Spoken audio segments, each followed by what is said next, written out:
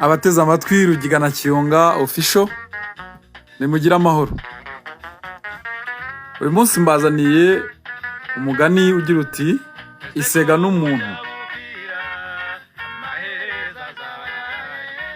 Umunsi umwe umuhari wahuye n'isega urayibwira uti umuntu agira intege cyane, nta nyamaswa yamukira itamuhenze ubwenge.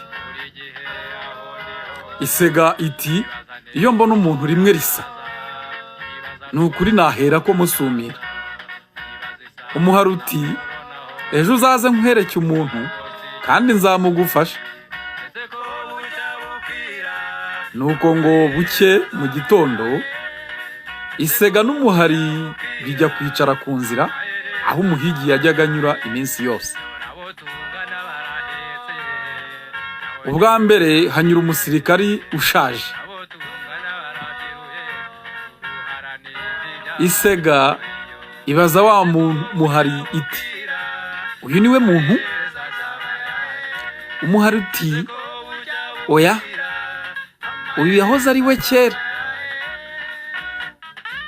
Umusirikari ushaje. Inyuma ya wa musaza haturuka umwana aza amukurikiye.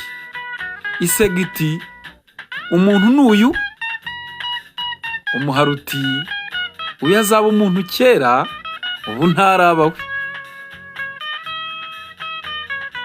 Hashize akanya umuhigi ahinguka hirya afite imbunda ku rutugu n'inkota mu bitugu. Umuhari uti dore noneho umuntu araje, genda umufate, yewe nigiriye mu mwobo wanjye. Nuko isega igenda igira ngo ifate wa muntu, imugeze iruhande wa muhigi ntiyatinya, ayikubita isasu hagati y'amaso. Isega ntiyabyitaho, izinga umunya ikomeza kumusatira. Umuhigi arongera ayikubita irindi sasu. Isega irihangana iramwegera cyane.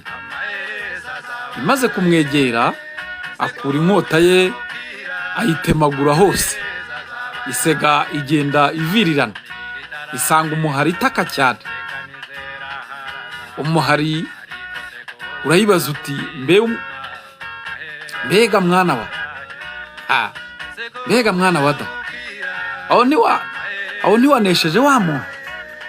Isega iti ceceka, sinarinzi intege z'umuntu, niwe ugira intege z'ukuri. Ubwa mbere yenza inkoni yari ku rutugu, ayishyiramo umwuka ayinturikiriza mu maso, birantokoza rwose. Amasasu yaramutokoje. Arongera ubwa kabiri abinturikiriza ku mazuru, numva bimeze nk'unteyeho amabuye. Arongera yikuramo urubavu rumwe ararunkubita, nari ngiye gupfa rwose. Sirikare yikuyemo inkota nako umuhigi ayikubise isega ngo yikuyemo urubavu. Umuhari uti erega umenya wahashye, ntuzongere kwirata ukundi rero. Uramenye ntuzongere kwirata ukundi.